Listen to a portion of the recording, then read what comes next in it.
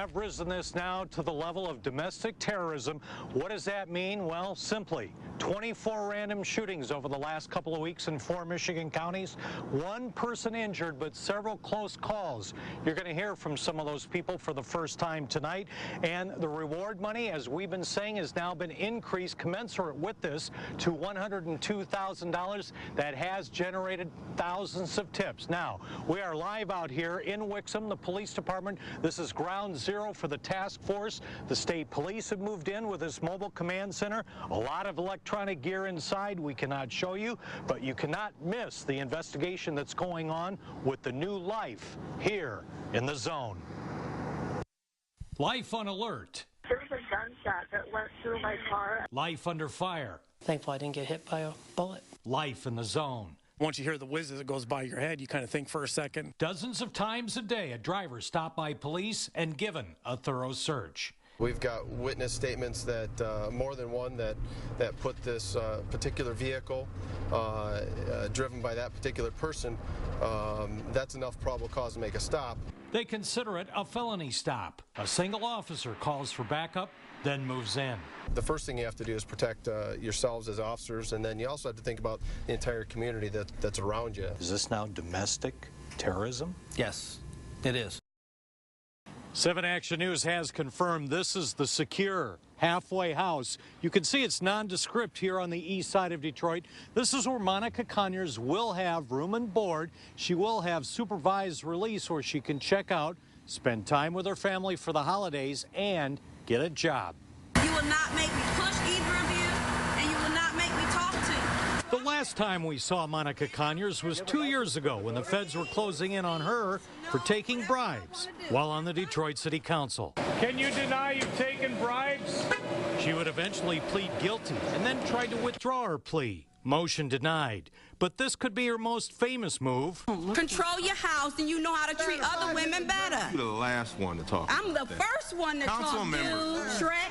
Shrek. You're out of order. The first one to talk. Don't disrespect me. Fellow City Councilman Shrek, a.k.a. Ken Cockle, declined to comment today, as did most others we contacted. Probably want to wait and hear what outrageous things she's going to say in her first public interview.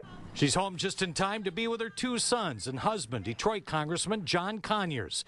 In the past, she tried to tie her frequent headline-grabbing lifestyle to him, not her own behavior. We've always been under scrutiny, but it's like you said, you either have to have a tough skin and deal with it, or you're not in the right game. Judge, you heard this judge say several times, you know whether or not you're the father. How would you answer that, sir? We really have no comment. Archie Heyman, longtime judge in Genesee County, Flint. When he's holding court, he's always outspoken. Your last name might be smart, but you're not acting smart. You are out of control because you just have no feeling in the heart. You have no heart. And he has a reputation of scolding deadbeat dads when they're in his court. Sometimes the dads show up. A lot of times they don't. But is this judge ducking out on his own kids? It's for the children, and he needs to step up to the plate. He holds others accountable who don't have fathers, who haven't stepped up to the plate, come forward and say, I am dad. I am proud that this is my son. The case is centered here in Flint, but it's been moved to our backyard in Oakland County. The first thing Judge Heyman tried to do in his case was to keep the case sealed from public view. But Oakland County Judge Cheryl Matthews said no. You lost to have your case sealed. What's your reaction to that? No comment. Stephen, there was a lot of emotion inside the rotunda. Take a live look at the Capitol behind me. They filled all 4 levels that are open to the public.